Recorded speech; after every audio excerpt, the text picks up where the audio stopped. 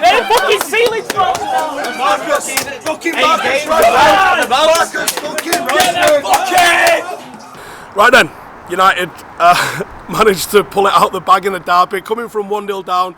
Jack Grealish took the lead for City, and it's kind of like, didn't feel like we deserved that. Thought we'd played well, thought we deserved to have more out of the game than we were going to get when it went 1-0 down. But the spirit and the fight back. Actually, let's go back to the starting 11. So I was very close to the starting 11 with my predicted 11. The reason you put Bruno on the right wing, the reason that you play Fred, is to disrupt, to have extra bodies in midfield and to disrupt. Luke Shaw and Malacia, obviously being a situation that it was, clearly there was an issue with Martinez. I thought he looked sloppy on Tuesday. Loads of you disagreed with me. Clearly Erik felt the same. Didn't feel he was ready to start the Manchester derby. The game starts, and I think the commentary picked up on it. It was a patient game from both sides. Wasn't really any sort of blood and thunder challenges. City, as you would expect, had a lot of the ball, but maybe not as much as I expected them to have. And United, especially when he was isolating Akanji, I don't know why City was leaving Akanji against Marcus Rashford. Marcus had a couple of chances, and you literally remember saying out loud as he was getting a couple of those chances, you're not going to get many of them, mate. The second one, maybe the heavy touch, he could have done a touch better on that. Then Marcus gets injured, and you think, going into the game with the defence that we've got against Haaland, you're relying on Marcus Rashford to be a match winner here. And then you see him go down, you see him holding his groin, and you think, this is bad news. Manchester United, I don't believe, can win this without Marcus Rashford.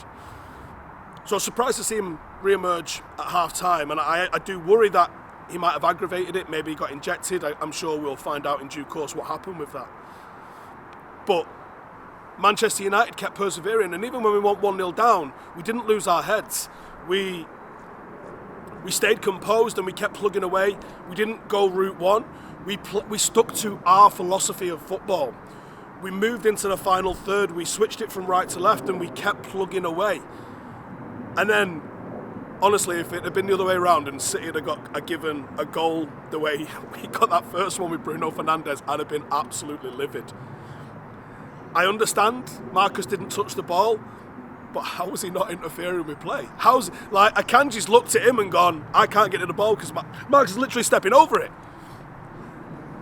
Bruno Fernandes switched on. That's football IQ, that is. And that's how sly he is.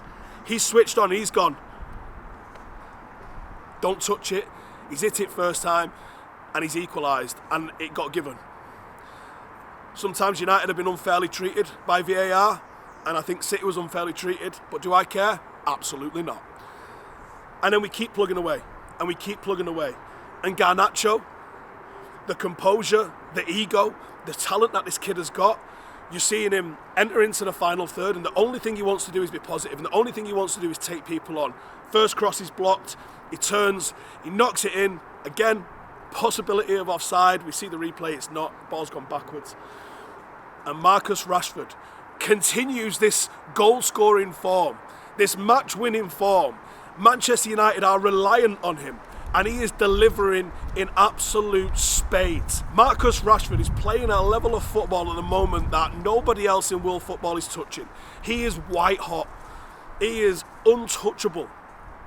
And people was criticising the names of the teams he scored about, forgetting about the pure consistency of the run that he's on.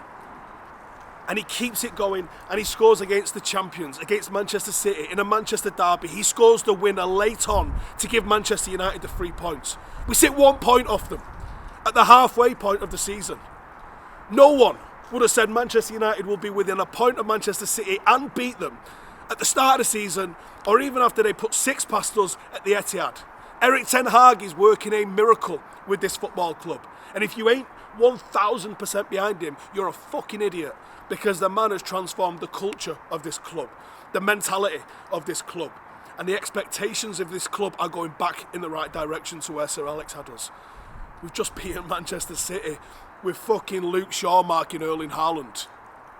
Do you know what level of fucking genius that is? Like Manchester, Marcus is red.